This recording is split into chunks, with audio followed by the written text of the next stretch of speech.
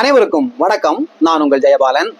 நம்ம இந்த ஜீரண சம்பந்தப்பட்ட விஷயங்களையும் நோயற்று வாழ்வதற்கு தேரையர் கூறும் வழி, அதாவது இளமையோடு வாழ்வதற்கு தேரையர் கூறும் வழிமுறை அப்படின்னு தொடர்ச்சியாக நம்ம 2 வீடியோ போட்டிருந்தோம். இந்த 2 வீடியோவுடைய தொடர்ச்சியாக நமது நண்பர்கள் எல்லாம் என்ன கேட்டாங்க அப்படின்னா, நாங்கள்லாம் ரொம்ப கரெக்டாக நம்ம சாப்பிட்டு இருக்கிறோம், டைமுக்கு நாங்கள் சாப்பிட்ருவோம். அப்படி இருந்தாலும் எங்களுக்கு நிறைய ஜீரண பிரச்சனைகள் இருக்கு. ஏப்பம் விடுறது, வயிறு உப்புசம், மோஷன் பிரச்சனை, இந்த மாதிரி தூக்கமின்மை, இந்த மாதிரி பிரச்சனைகள்லாம் இருக்கு. அப்போ நாங்க கரெக்டா தானே சாப்பிட்டு இருக்கிறோம், எங்களுக்கு ஏன் இந்த பிரச்சனை வருது அப்படிங்கிற மாதிரி ஒரு கேள்வி கேட்டாங்க. அப்போ நம்ம எப்பவுமே ஒரு பதிவு போட்டோம் அப்படின்னா அந்த பதிவில் வரக்கூடிய கேள்விகளுக்கும் சந்தேகங்களுக்கும் நாம் தான் பதில் சொல்ல வேண்டும் அப்படிங்கிற அந்த ஒரு சமூக பொறுப்புணர்வோடு நாம என்ன பண்ணணும், எல்லா இதுலயும் வெப் மீடியா அங்க இங்க ஜேர்னல்ஸ்ல எல்லாம் போய் தேடி பார்க்கறப்ப எந்த இடத்துலயுமே எப்ப சாப்பிடணும், எப்படி சாப்பிடணும் அப்படிங்கிறதுக்கு எந்த இடத்துலயுமே ஒரு தகுந்த பதில் இல்லை. ஏன்னா 100 வகையான பதில்களை சொல்றாங்க. ஒரு டாக்டர் சொல்றாரு 2 நேரம் சாப்பிட்டா போதும், காலையில ஒரு நேரம் சாப்பிடுங்க, சாயந்தரம் ஒரு நேரம் சாப்பிடுங்க, மத்தியான சாப்பாடு தேவையில்லைன்னு சொல்றாரு. இன்னொருத்தர் சொல்றாரு காலையில பிரேக்கிங் த ஃபாஸ்ட், அதாவது பிரேக்ஃபாஸ்ட் அப்படிங்கிறதே நைட்டு நம்ம இரவு சாப்பிட்டதுக்கு அப்புறம் ஏறக்குரிய 8 மணி நேரம் நம்ம உடம்புக்கு எந்த விதமான உணவையும் நம்ம கொடுக்கறது இல்ல, தண்ணி கூட நம்ம கொடுக்கறது இல்ல. அப்போ காலையில எந்திரிச்சோம்னா முதல்ல தண்ணியை கொடுத்து அந்த செல்களுடைய டீஹைட்ரேஷன் என்று சொல்லக்கூடிய ஒரு நீரற்ற தன்மையை தண்ணீர் மூலமாக நிரப்பி விடுங்கள் முதல்ல. அதற்கு அடுத்தபடியா சாப்பாடு ராத்திரி சாப்பிட்டு 8 மணி நேரத்துக்கு பக்கம் ஆச்சு, அப்போ அதை பிரேக் பண்ணுங்க, அதை உடைச்சு கொஞ்சம் சாப்பிடுங்க. அப்படின்னா நம்முடைய சிஸ்டத்தை நம்ம என்ன பண்றோம், இன்றைய வேலைகளுக்காக நம்ம ஆக்டிவேட் பண்றோம். அதற்கு அடுத்தது மத்தியானம் நல்ல ஹெவியா சாப்பிடுங்க, அதற்கு அடுத்து இரவு ரொம்ப அளவா சாப்பிடுங்க, இப்படி ஒருத்தர் சொல்றாங்க. அதற்கு அடுத்தபடி என்ன சொல்றாங்க, காலையில டிஃபனே சாப்பிடாதீங்க, ஸ்ட்ரைட்டாவே 11 மணி 12 மணிக்கு மீல் சாப்பிட்டுருங்க, அதற்கப்புறம் மாலை ஒரு அளவான ஒரு சிற்றுண்டி சாப்பிட்டுங்க, அதோட நிறுத்திங்க. இப்படி பாத்தீங்கன்னா பல விதமான வழிமுறைகளை பற்றி சொல்றப்ப ஒவ்வொரு வழிமுறைகளிலுமே அவரவர்கள் பார்வைக்கு அதுல ஏதாவது ஒரு அர்த்தம் இருந்திருக்க கூடும் அவங்க சொல்றதுல. ஆனா இதையெல்லாம் எடுத்துக்கிட்டு நாம நம்ம சப்ஸ்கிரைபர்ஸ்க்கு, நம்ம வாசகர்களுக்கு நாம எப்படி இதுதான் அறுதியிட்டு உறுதியிட்டு சரியான வழிமுறை அப்படின்னு நாம எப்படி தெரியப்படுத்த முடியும்? அப்போ கடைசியா நமக்கு எங்கேயுமே விட கிடைக்கலன்னா நமக்கு ஒரு ஆபத் பாந்தவனா ஒரு ரட்சகர் இருக்கிறாருங்க. அவர் யார் அப்படின்னா திருவள்ளுவர். அப்போ நம்ம திருவள்ளுவருடைய அவருடைய அந்த உணவு சம்பந்தப்பட்ட அந்த அதிகாரங்கள்ல போய் தேடி பார்க்கும்போது அவர் என்ன சொல்றாரு அப்படின்னா, மருந்து என வேண்டாவாம் யாக்கைக்கு அருந்தியது அற்றது போற்றி உணின் அப்படிங்கிறாரு. என்ன அர்த்தம் அப்படின்னா, உடம்புக்கு மருந்து அப்படிங்கிறதே வேண்டாம், அருந்தியது அற்றது போற்றி உணின். அதாவது நீங்கள் ஏற்கனவே உண்ட உணவு, சாப்பிட்ட உணவு அது ஜீரணம் அடைந்து அருந்தியது அற்று, அது ஜீரணம் அடைந்து போற்றி உணின். அதன் பின்னர் உங்களுக்கு எப்ப பசிக்குதோ அப்ப நீங்க சாப்பிட்டீங்கன்னா உங்களுக்கு நோயே வராது. நோய் வராதனால உங்க உடம்புக்கு மருந்துங்கிற ஒரு விஷயம் தேவையே இல்லை அப்படின்னு ரொம்ப தெளிவா திருவள்ளுவர் சொல்றாரு. நான் பல வருடங்களாக நான் இந்த முறையைத்தான் தொடர்ந்து கடைபிடித்து வருகிறேன். இப்போ நமக்கு பாத்தீங்க அப்படின்னா நம்மளுடைய பசி அப்படிங்கிறது அதற்கு முன்னர் நாம் கடைசியாக சாப்பிட்ட உணவினுடைய தன்மையின் அடிப்படையில், அந்த உணவினுடைய சத்துக்களுடைய அடிப்படையில் தான் நமக்கு அடுத்த வேளை பசி அமைகிறது அப்படிங்கிறத தயவு செய்து எல்லோரும் ஞாபகம் வச்சுக்கங்க. இப்போ ஒரு உதாரணம் சொல்றேன். நேற்று இரவு நீங்க நேற்று இரவு ஒரு திருமணத்துக்கு போறீங்க, நல்ல ஒரு ஹெவியான மட்டன் பிரியாணி, சிக்கன் வறுவல், அதற்கப்புறம் ஸ்வீட்டு, அதற்கப்புறம் முடிச்சுட்டு பல விதமான சிற்றுண்டி, இதெல்லாம் நீங்க நல்லா ஹெவியா நல்ல ஒரு டின்னர் சாப்பிட்டு வந்திருந்தீங்கன்னா அடுத்த நாள் காலையில 9 மணி 10 மணி 11 மணி வரைக்கும் கூட நேற்று சாப்பிட்ட சாப்பாட்டிலிருந்து உங்களுக்கு கிடைத்த அந்த சக்தியானது சேமித்து வைக்கப்பட்டு தொடர்ந்து உங்களுடைய செல்களுக்கு அந்த சப்ளை தடைபடாமல் போய்கொண்டே இருக்கும்.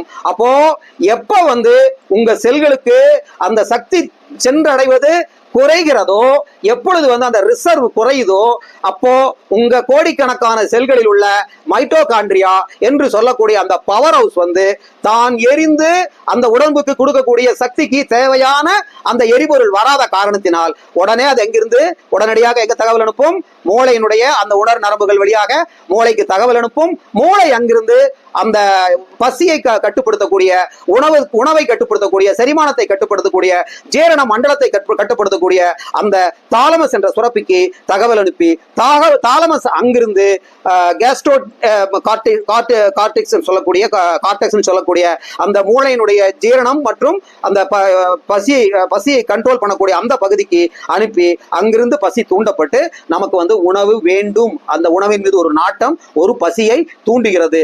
உடனடியாக நாம் வந்து உணவை நாடி செல்கிறோம். இதுதான் வந்து ஒரு சைக்கிள். அப்போ முந்தின நாள் நீங்க வந்து எதுவுமே சாப்பிடாம படுத்திருந்தீங்கன்னா காலையில என்ன ஆகும்? ஏர்லியராகவே பசிக்கும். அப்ப நீங்க காலையில வந்து நான் கரெக்டா 8 மணிக்கு சாப்பிடுவேன், மத்தியானம் கரெக்டா 1 மணிக்கு சாப்பிடுவேன், நைட்டு கரெக்டா 8 மணிக்கு சாப்பிடுவேன், சாயந்தரம் 4 மணில இருந்து 5 மணிக்குள்ள ஏதோ ஒரு ஸ்நாக்ஸ் ஒரு காஃபி சாப்பிடுவேன், 11 மணிக்கு கண்டிப்பா ஒரு டீ சாப்பிடுவேன் அப்படின்னு இதை எல்லாமே ஒரு கால கணக்கின்படி ஒரு நேர கணக்கின்படி நீங்க பிக்ஸ் பண்ணிட்டீங்க அப்படின்னா அந்த பிக்சேஷனுக்கு தகுந்த மாதிரி உங்க உடம்ப நீங்க பிக்ஸ் பண்ண முடியுமா?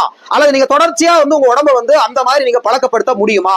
ஒரு கல்யாணத்துக்கு போகணும், ஒரு நேரம் சாப்பாடு கிடைக்கும், ஒரு நேரம் சாப்பாடு வந்து குறைவாக கிடைக்கும், ஒரு நேரம் நம்ம சாப்பிடுற சாப்பாட்டுல வந்து நெய் போன்ற ஜீரணமாவதற்கு கடினமான கொழுப்பு சத்துகள் நிறைந்த சாப்பாடு இருக்கும். மட்டன் ஒரு நேரம் சாப்பிடுவோம், சிக்கன் ஒரு நேரம் சாப்பிடுவோம், காய்கறிகள்லயே வந்து எண்ணெய் கத்திரிக்காய் அந்த மாதிரி எண்ணெய் அதிகமாக உபயோகப்படுத்தக்கூடிய குழம்புகள் உள்ள அந்த உணவுகளை சாப்பிடும் போது அதுல இருக்கிற எண்ணெய் கூட என்ன பண்ணும்? அதிகமான சக்தியை நம்ம உடம்பு கொடுத்து நம்முடைய அந்த ஜீரணமாகும் நேரத்தை தள்ளி போடும். அப்ப சைவங்கள் இல்ல, அசைவங்கிறது இல்ல, எல்லா உணவு வகைகளிலுமே வந்து முந்தினத்த நேரம் நம்ம வந்து எந்த அளவு உணவு வந்து உள்ள போச்சோ அது எப்ப நம்மளுடைய இதுக்கு தகுந்த மாதிரி நம்முடைய சிஸ்டம் வந்து ஒவ்வொரு நாளும் ஒவ்வொரு மாதிரி செயல்படும். நான் நேற்று வந்து நம்முடைய பதிவுல சொல்லியிருந்தோம். என்ன சொல்லியிருந்தோம் அப்படின்னா, உங்களுடைய மூளை, அதாவது உங்களுடைய மனது வந்து சோகத்தினாலோ கவலையினாலோ பிரச்சனைகளினாலோ டென்ஷன்னாலேயோ ஏதோ ஒரு காரணத்தினால் உங்க மனசு வந்து சிதிலமடைந்து கெட்டு போய் ஒரு டிப்ரெஷன் மூடுல, ஒரு அஜிடேட்டிவ் மூடுல, ஒரு பாயிலிங் மூடுல உங்க மனம் இருந்தால் உங்களுடைய அந்த இது வந்து என்ன ஆகும் அப்படின்னா கார்டிசால் என்று சொல்லக்கூடிய ஒரு ஹார்மோன் வந்து சுரக்கப்பட்டு உங்க உடம்பு முழுவதுமே அந்த ஹார்மோன் சுரந்து உங்களுடைய ரத்த குழாய்கள்லாம் சுருங்கி அந்த அட்ரீனல் என்ற ஹார்மோன் சுரந்து உங்களுடைய இருதய துடிப்பு வேகமாகி உங்களுடைய ஹோல் சிஸ்டமே வந்து அஃபெக்ட் ஆகும். அந்த மாதிரி உங்களுடைய ஒட்டுமொத்த சிஸ்டமும் அஃபெக்ட் ஆகும் போது என்ன ஆகும் அப்படின்னா உங்களுடைய அந்த ஜீவகாந்தம் என்று சொல்லக்கூடிய உங்களோட உடம்பை சுற்றியுள்ள அரிக் ஃபோர்ஸ் என்று சொல்லக்கூடிய, நான் ஏற்கனவே இன்னொரு வீடியோல சொல்லியிருக்கேன், உங்க உடம்பை சுற்றி ஒரு ஜீவகாந்தம் ஒரு மில்லிமீட்டர்ல இருந்து 2 மில்லிமீட்டர்ல இருந்து 1 அங்குலம் 2 அங்குலம் பல அடி தூரங்கள் வரைக்கும் கூட அவரவர்களுடைய எண்ண தூய்மைக்கு தகுந்த மாதிரி அவர்கள் பண்ணக்கூடிய தவங்கள் தியானங்கள் அவர்களுடைய அந்த இறை பக்தி அதற்கு தகுந்த மாதிரி அந்த ஜீவகாந்தம் இருக்கும். அந்த ஜீவகாந்தத்தில் ஏதாவது ஒரு வகையில் ஏதாவது ஒரு பாவ பதிவு காரணமாக, ஒரு செயல் விளைவு தத்துவம் காரணமாக அல்லது ஒரு தாக்குதல் காரணமாக உங்களுடைய மூடு சேஞ்ச் ஆகும் போது ஆட்டோமேட்டிக்கா உங்களுடைய கம்ப்ளீட் அந்த எண்டோக்ரைன் சிஸ்டம்ஸ், ஹார்மோனால் கட்டுப்படுத்தக்கூடிய அந்த ஜீரண மண்டலம் உள்பட எல்லா சிஸ்டமுமே என்ன ஆகும்? அஃபெக்ட் ஆகும். அந்த மாதிரி உள்ளுறுப்புகள் எல்லாமே அஃபெக்ட் ஆகும் போது ஆட்டோமேட்டிக்கா உங்களுடைய ஜீவ காந்தமும் அஃபெக்ட் ஆகுது. அது உங்க ஜீரண சிஸ்டத்தையும் கம்ப்ளீட்டா ஸ்பாயில் பண்ணிரும். அப்போ ஒருவருடைய நான் ஒவ்வொரு நாளுக்கும் தகுந்தாற் போலதான் ஜீரணத்தினுடைய சக்தி அமையுது. எல்லா நேரத்திலையும் நமக்கு ஜீரணம் நல்லா இருக்கும்னு சொல்ல முடியாது. பல விதமான அககாரணிகள், உள்ளுறுப்புகளுடைய செயல்பாடுகள் குறையும் போது கணையத்தினுடைய செயல்பாடு, பைல் ஜூஸோட செயல்பாடு இது எல்லாமே குறையும் போதும் ஜீரண சக்தி குறையும். மன உளைச்சல், மனக்கவலை, மற்றவர்களோடு உள்ள உறவுகளினால் ஏற்படும் சிக்கல்கள், அவங்க கூட நீங்க கொண்டிருக்க பிணக்கு, அது தொடர்ந்து உங்களுக்கு வந்து உங்களை உறுத்திக்கிட்டே இருக்கும். அதற்கு தகுந்தால் போல என்ன பண்ணுவாங்க? அவர்கள் தங்களுடைய தரப்பை நியாயப்படுத்துவதற்காக மீண்டும் என்ன பண்ணுவாங்க? அந்த உறவை வந்து பலவிதமான வாக்குவாதங்களில் ஈடுபட்டு சொல்லக்கூடாத வார்த்தைகளை சொல்லி அந்த உறவுகளை மேலும் சிக்கலாக்கும் போது அது அவர்களுக்கு இன்னும் அதிகமான மன உளைச்சலை உண்டு பண்ணி என்ன பண்ணும்? ஒரு பக்கம் நோயை வரவிக்கும், இன்னொரு பக்கம் கம்ப்ளீட் சிஸ்டத்தை வந்து ஸ்பாயில் பண்ணி பசியை குறைக்கும், மூளையை பாதிக்கும். கார்டிசால், நான் ஏற்கனவே சொன்ன மாதிரி கார்டிசால் என்ற ஹார்மோனுடைய சுரப்பு அதிகமாகி அந்த கார்டிசால் என்ன பண்ணும்னா நம்முடைய நோய் எதிர்ப்பு சக்தியை பலமாக அடித்து உடைத்து காயப்படுத்தி விடும். அந்த மாதிரி நடக்கும்போது அடுத்தடுத்து நோய்கள் வரக்கூடிய வாய்ப்புகளும் உண்டாகும். அப்போ இந்த ஜீரணத்தை நம்பி நாம் வந்து கரெக்டா 8 மணிக்கு, கரெக்டா 1 மணிக்கு, கரெக்டா இரவு 8 மணிக்கு அப்படி நம்ம சாப்பிட்டோம் அப்படின்னா கண்டிப்பாக அது வந்து நேரம் சாப்பிடுவது அல்ல. நேரம் சாப்பிடுவது, நேரத்திற்கு சாப்பிடுவது, காலத்திற்கு சாப்பிடுவது அப்படின்னா என்ன அப்படின்னா உங்கள் உடல் வந்து எப்பொழுது எனக்கு உணவு வேண்டும் என்ற தேவையை வெளிப்படுத்துகிறதோ அப்பதான் உங்களுடைய ஜீரண மண்டலங்களுக்கு எல்லாத்துக்கும் வந்து மூளை மூளையிலிருந்து செய்தி அனுப்பப்பட்டு வயிற்றில் ஆசிட் உருவாகும், பைல் ஜூஸ் உருவாகும், அதை தகுந்த மாதிரி கணையத்திலிருந்து இன்சுலின் சுரக்கும். இப்படி பலவிதமான சுரப்புகளும் பசி எடுத்தால் மட்டும்தான் சுரக்கும். அந்த சுரப்புகள் சுரந்த நேரத்தில் நீங்கள் உணவு அருந்தினால் மட்டுமே அந்த உணவு முறையாக செரிமானம், அதாவது முறையாக ஜீரணமாகி முறையாக குடல் சிறுகுடலுக்கு போகும்போது அது உடம்புல வந்து தன்மயமாதல் என்று சொல்லக்கூடிய வகையில் முழுமையான சக்தி, உங்க உணவுல நீங்க சாப்பிட்ட சக்தி முழுமையாக ரத்தத்தில் உறிஞ்சப்பட்டு உங்களுக்கு அது ஒரு முழுமையான ஆரோக்கியமாக மாறும். அதே நேரத்தில் பசியே இல்லாம சாப்பிடணுங்கிறதுக்காக அந்தந்த நேரத்துல சாப்பிட்டீங்கன்னா அந்த உணவு முறையாக ஜீரணமாக்கப்படாதனால் என்ன ஆகும் அப்படின்னா குடல்ல வந்து ஹைட்ரஜன் சல்பைடு என்று சொல்லக்கூடிய வாயு உருவாகும். இன்னும் கார்பன் மோனாக்சைடு, பலவிதமான நச்சு வாயுக்கள் உருவாகும். இந்த நச்சு வாயு என்ன ஆகும், நம்மளுடைய இந்த உணவு குழல் வழியாக அது வெளியேறும் பொழுது அந்த உணவு குழலை பூரா என்ன ஆகும் அப்படின்னா அரிக்க ஆரம்பிக்கும். தொண்டை பிரச்சனை வரும், வாய் பிரச்சனை வரும், பல் நோய்கள் வரும். அது போக வந்து இந்த உணவை வந்து உள்ள கொண்டு போகும்போது அந்த இடத்துல வந்து ஒரு வால்வு இருக்கும். அந்த வால்வு வந்து உணவை வந்து உள்ள மட்டும்தான் அனுமதிக்கும், வெளியே அனுமதிக்காது. ரொம்ப ரேர் கேஸ்ல ஏதாவது பாய்சனஸ் மெட்டீரியல் நம்ம உள்ள முழுங்கிட்டோம் அப்படின்னா அப்ப வந்து நம்மளுடைய ஆட்டோனமஸ் சிஸ்டம் என்ன பண்ணும், தானாவே வந்து அந்த பாய்சனை வெளியேற்றுறதுக்காக அந்த இடத்துல இருக்கக்கூடிய அந்த வால்வை ஓபன் பண்ணிவிட்டு வாந்தி என்ற உணர்வை ஏற்படுத்தி வெளியே தள்ளும். மற்ற எல்லா நேரங்களிலும் அந்த வால்வ் வந்து ஒரு பக்கமாகத்தான், அது வந்து நான் ரிட்டர்ன் வால்வ், ஒரு பக்கமாகத்தான் அனுமதிக்கும். அப்போ இந்த கேஸ் வந்து நீங்க வந்து பசிக்காமையே சாப்பிடறதுனால உருவாக்கக்கூடிய நச்சு வாய்கள் என்ன ஆகுது, மேல வந்து அந்த வால்வை கொஞ்சம் கொஞ்சமா அரிச்சிரும். அந்த அரிப்பின் காரணமா அந்த வால்வு தளர்ந்து போய் என்ன ஆகும், உணவு எதுக்கழித்து என்ன ஆகும், ரிஃப்ளக்ஸ் ஆக்ஷன் என்று சொல்லக்கூடிய அந்த அசிடிட்டி பிரச்சனை வரும். அதே நேரத்துல ஜீரணம் ஆகாத உணவு அந்த நச்சுத்து வாய்க்களோடு சேர்ந்து குடலுக்கு போகும்போது அது அங்க வந்து அல்சராக மாறுகிறது. நல்லா தெரிஞ்சுக்குங்க, ஒரு நோய் வந்து அதாவது வந்து கிருமிகளால் வரக்கூடிய நோய்களை தவிர இதெல்லாம் வந்து ஒரு 24 மணி நேரத்துக்குள்ள, ஒரு 36 மணி நேரத்துக்குள்ள இருந்து ஒரு 12 மணி நேரத்துக்குள்ள இந்த தொற்று நடக்கும். ஆனால் இந்த நோய்களை தவிர மற்ற எல்லா நோய்களுமே இன்றைக்கு வந்து நம்ம ஆரோக்கியமாக இருப்பது போல தெரியும். ஒரு இது சொல்லுவாங்க, ஹெல்த்தி ஸ்கின் டீப் அப்படிம்பாங்க. ஆரோக்கியம் என்பது நம்ம மேல் தோலின் அளவுதான். அந்த மேல் தோல் அவ்வளவு நைஸ் தான் ஆரோக்கியம்ங்கிறது. அதற்கு கீழே என்ன இருக்குங்கிறது நம்ம எப்பவுமே எல்லா நேரங்களிலுமே ரெகுலரா டெஸ்ட் பண்ணி ரெகுலரா பார்த்துட்டு இருக்க போறது இல்லை, பார்க்கவும் முடியாது. ஆனால் நமக்குள்ள என்ன விதமான நோய்கள் வந்து விதைத்து முளைத்து கிளை விட்டு கொண்டிருக்கிறது அப்படிங்கிறது நமக்கே தெரியாது.